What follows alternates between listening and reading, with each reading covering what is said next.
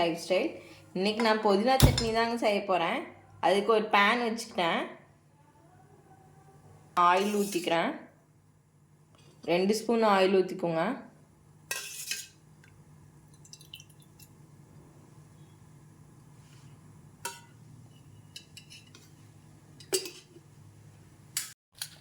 இப்போ 2 table spoon கடலைப்பருப்பு,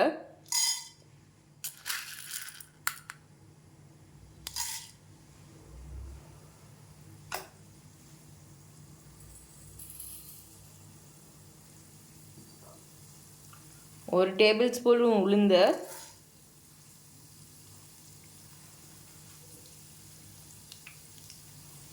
சீரகம் ஒரு 1/4 ஸ்பூன்,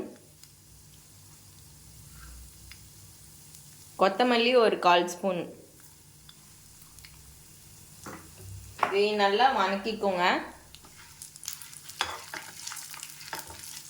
இப்போ கோல்டன் ப்ரௌன் ஆயிடுச்சு. இப்போ நம்ம வெங்காயம் ஒரு கைப்பிடி, 1/2 கைப்பிடியே இருக்குங்க,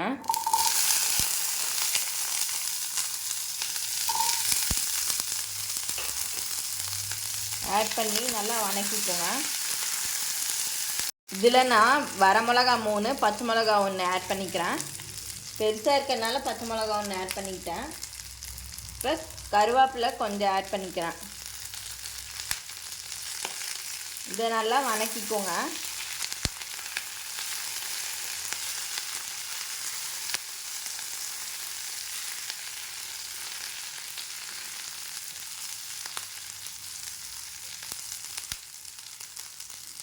ரெண்டு தக்காளி கட் பண்ணி வச்சுருக்கேன், அதை ஆட் பண்ணிக்கலாம்.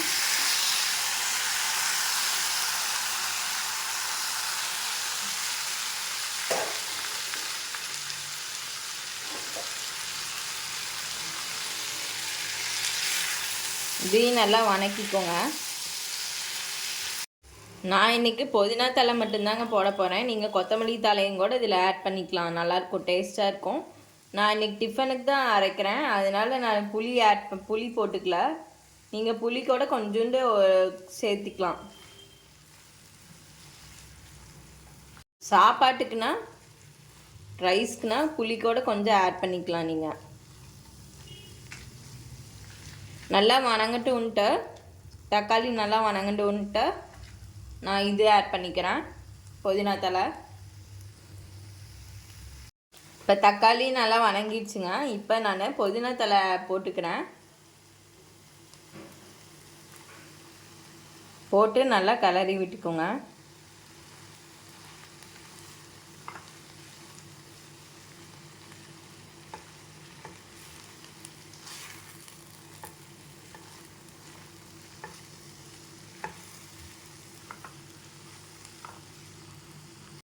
புதினா நல்லா வதங்கணுங்க, நல்லா வதக்கிக்கோங்க.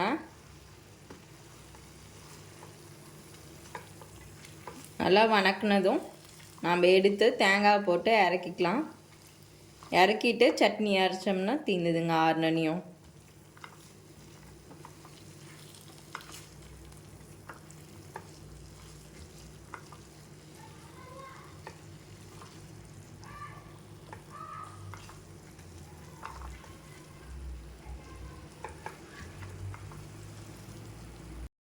இப்போ புதினா நல்லா வதங்கிட்டு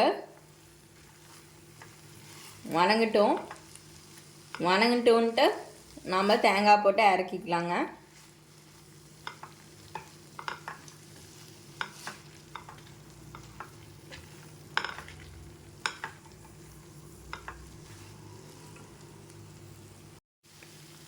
இப்போ தேங்காய் ஒரு கைப்பிடி போட்டுக்கோங்க.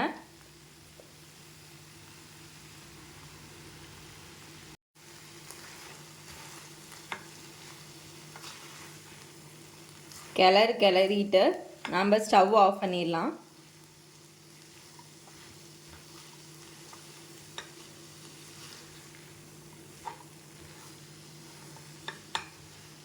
ஆறுனனையும் அரைச்சிக்கலாங்க.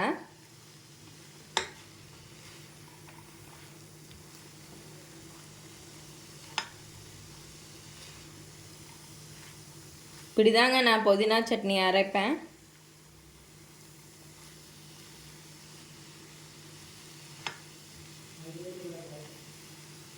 வேணுங்கிற அளவுக்கு உப்பு போட்டுக்கோங்க. இப்போ அரைச்சிக்கலாம். ஸ்டவ் ஆஃப் பண்ணிடலாம். இப்போ ஆறுனி அரைச்சி எடுத்துக்கலாங்க. அவ்வளோதாங்க, புதினா சட்னி ரெடி. இந்த மாதிரி கொரகரப்பாக அரைச்சி எடுத்துக்கோங்க. டிஃபனுக்குன்னா பச்சை மிளகா கூட நம்ம போட்டு அரைச்சிக்கலாம். இந்த வீடியோ உங்களுக்கு பிடிச்சிருந்ததுன்னா லைக் பண்ணுங்கள், ஷேர் பண்ணுங்கள், சப்ஸ்கிரைப் பண்ணுங்கள். தேங்க்யூ.